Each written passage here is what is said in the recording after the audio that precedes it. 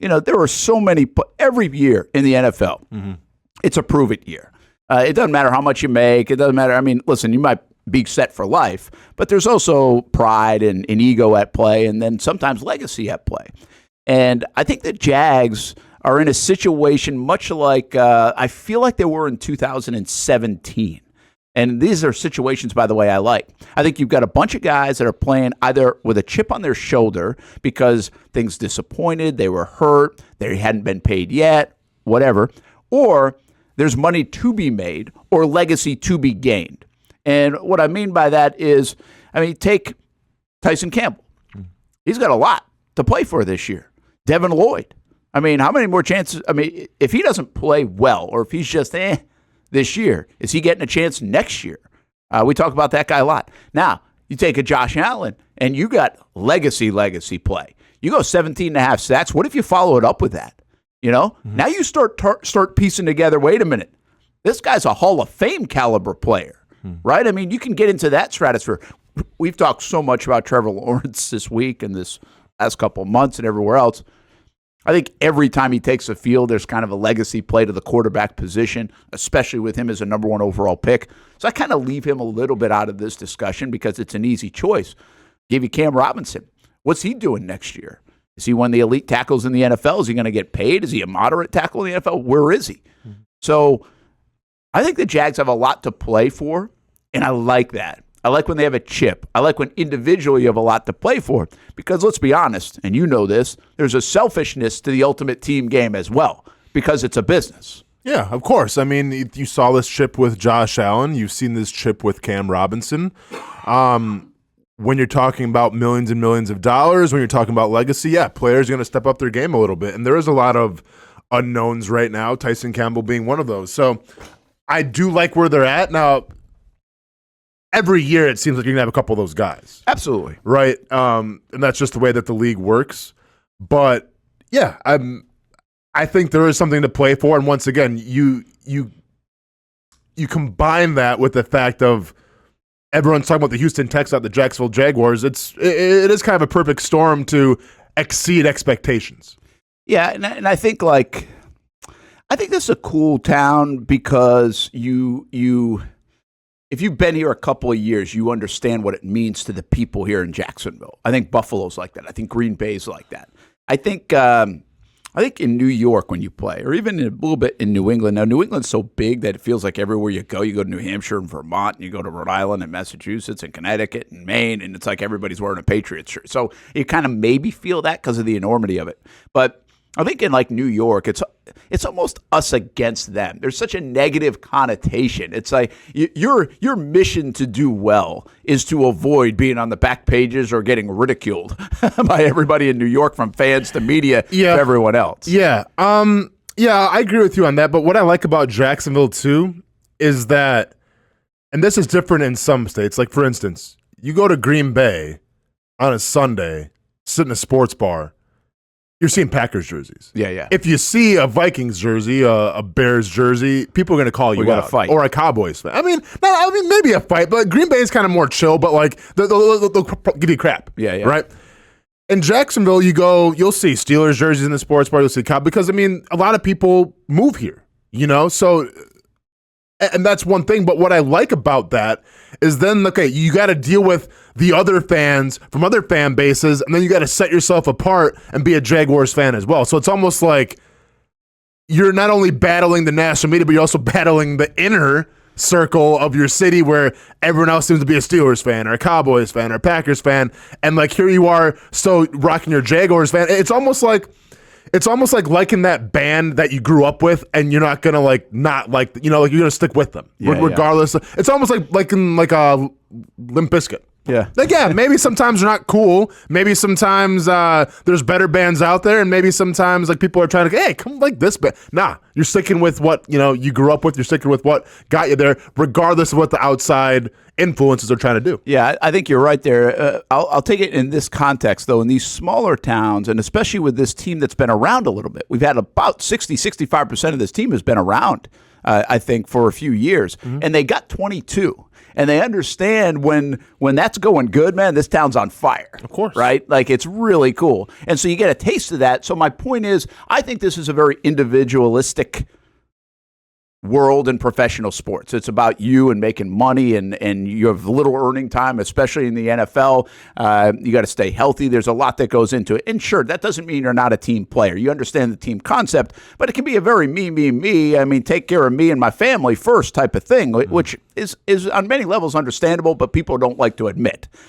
But I do think in Jacksonville, they also are like kind of pulling in the same direction because, man, we want the taste of what it felt like in 22 again. We want that ride was fun. It means so much. We can impact people. So I think there's an element of that in the building. But at the end of the day, you go back to the individual side of it is what I'm getting at. And individually, I think the Jags are in this way of so many guys have a lot to prove, and there's different levels of that. There's hey, I got to come back from injury. Hey, I got to get paid next year. Hey, I got to validate I just got paid. And the guys that validate just got paid also have legacy parts of it. I mean, maybe it's Foye, maybe it's Trevor, maybe it's Josh, maybe it's Christian Kirk, somewhere in there. Maybe it's Evan Ingram. I mean, now he can start working legacy. I mean, you're talking about a guy who now has a chance to.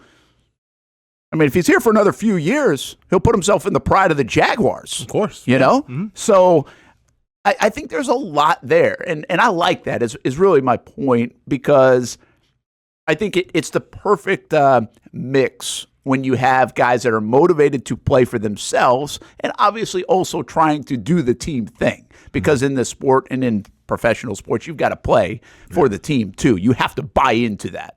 You can't just worry about your individual accolades. But then there's this mix when, hey, you got to do it. And 17, I'm telling you, go back to 17, and there are examples of it. I'd have to go check out the roster, but I've talked about this in the past, where there's a little fire lit under everybody.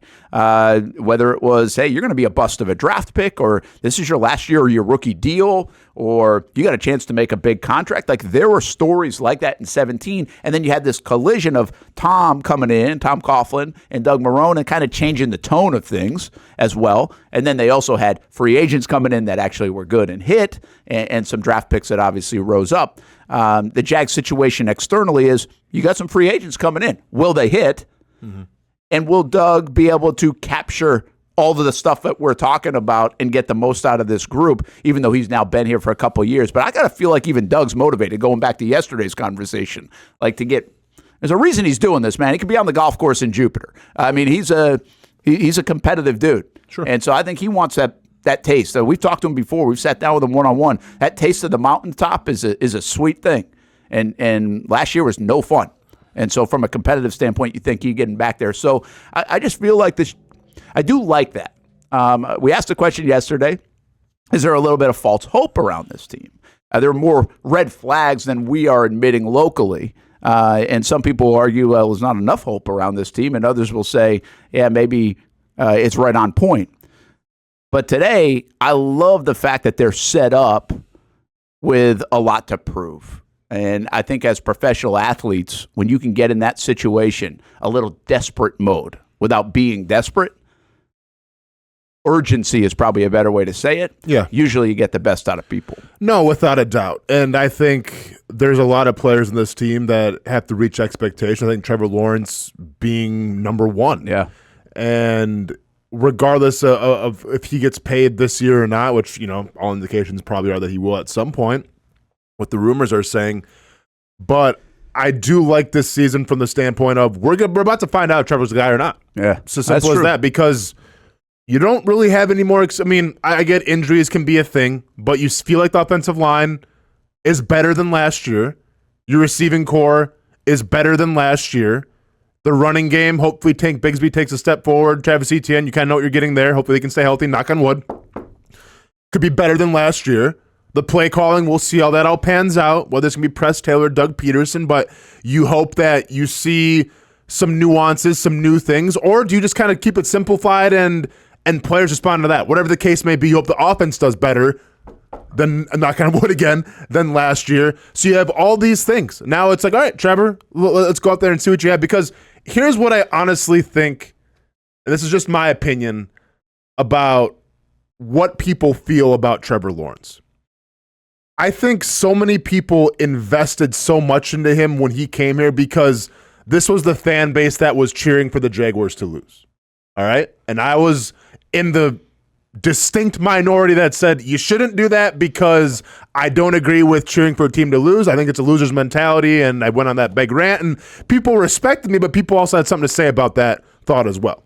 So when you go all in, when you root for a team to lose, when you root for other teams to win, when you root for James Robinson, hey, please don't play because we have a better chance of losing if you're not in the game. When you're cheering for all that, well, you're kind of tied to that person then. And you're kind of invested in that outcome. I haven't forgotten any of that. I haven't forgotten the tweets that I received when people were upset because I said this team should be winning and you should cheer for this team to win because it's a loser's mentality when you cheer for a team to lose. I'm not built like that. So I didn't care if it was Trevor Lawrence, Peyton Manning. No, I don't think you should cheer for a team to ever lose. I just don't think that. But when you do that, then yeah, you're tied to that quarterback. So I haven't forgotten any of that. So when I go back and think of all the times that people were cheering, oh, please lose, please lose, please lose. And then I see Trevor Lawrence with the stats that he has and what he has on the field. Yeah, to me, it's not good enough because everybody was expecting a savior. When you cheer for a team to lose, guess what? You're expecting a savior. And I don't think you've gotten the savior quite yet.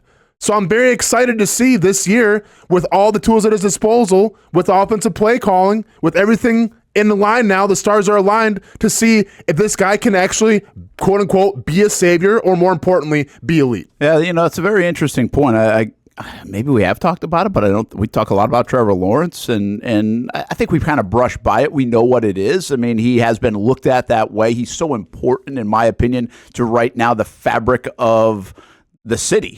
I mean, he's embraced it. He's very beloved here as a young man who's seems like just a great human being, which is also easy to wrap around, right? Mm-hmm. And obviously has skills and talent that I don't think we've seen from that position before. Now he has to live up to some of that and perform to get into the top echelon of the record books and be the number one quarterback in franchise history. But I think over time we believe that's going to happen with him. But I think you do bring up a good point. It's not just that the Jags are invested.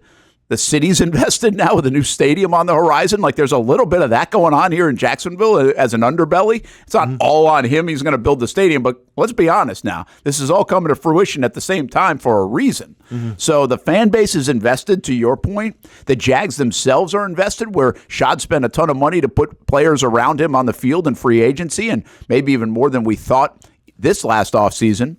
How much they spent. They're about to spend even more, most likely, with his contract. So they're all in on Trevor. Of course. And they almost have to be the way this thing shook out. Now, I always caveat with this. It ain't his fault that everybody said he was going to be the savior. He didn't. He didn't get in front of a microphone and say that. Mm-hmm. We all did. All right? So everybody else did. And so that's a little bit of a difference, but the bottom line is he's been kind of labeled that guy, and it seems like, I think this is why we like Trevor so much, he has welcomed that responsibility almost. There are a lot of folks that are uncomfortable in that spot. He doesn't seem to be. He's like, that's all right, let's go. I'll be the franchise quarterback. Mm-hmm. I'll run the team. I'll be the mayor. I'll be the I'll be the everything here. That's fine. Yeah. And I agree with you. He didn't ask for any of it, for sure. And a lot of the fan base, a lot of the national media appointed him, quote unquote, generational and the savior and all this stuff. I get all that. But I watched how this fan base was cheering for a team to lose time and time again. And I watched a team like the Chargers. The Chargers weren't like, please lose so we get Justin Herbert. Yeah. No. And right now, and once again, you can go back and forth with me, but I think Justin Herbert is better than Trevor Lawrence right now. I think the stats say it. I think the numbers say it. I think what you see on the field. Now, once again, Herbert had a better situation. Sure. Better wide receivers. Sure. And we're going to find out this year just how good Justin Herbert truly is without Keenan Allen, without Mike Williams, without Austen Eckler. But where it sits right now, you didn't have Chargers fans in the streets celebrating when the Chargers lost the game to get Justin Herbert. You had people parading around town Woo! Jaguars lose. Trevor Lawrence, let's go. So if that's the energy, then hold that guy accountable and make that guy a top 5 quarterback in the league, because that's what you wanted. That's what you were cheering for. That's what you expected, and it's not there right now. Yeah, and not to the degree that you're cheered for it, is what you're saying. And by the way, that's a long parade from San Diego to L.A. with the Chargers. That was probably part of the reason why. Good point. Yeah. Hey, so anyway, a question kind of, I don't know if we do a question of the day, but if we had one, it would be, who has the most approval? Like, in your opinion, who's playing with the biggest chip? Who can in 2024 raise their stock the most? But we actually, in this conversation, take Trevor out of it, because Trevor obviously has a lot. But who, in your opinion, offensive side, defensive side, if you think of legacy, money, football career, who comes into play? Jags, obviously, every year, every team's got a lot of options to pick from. But who, in your mind, has the most in Jacksonville on this roster in 2024?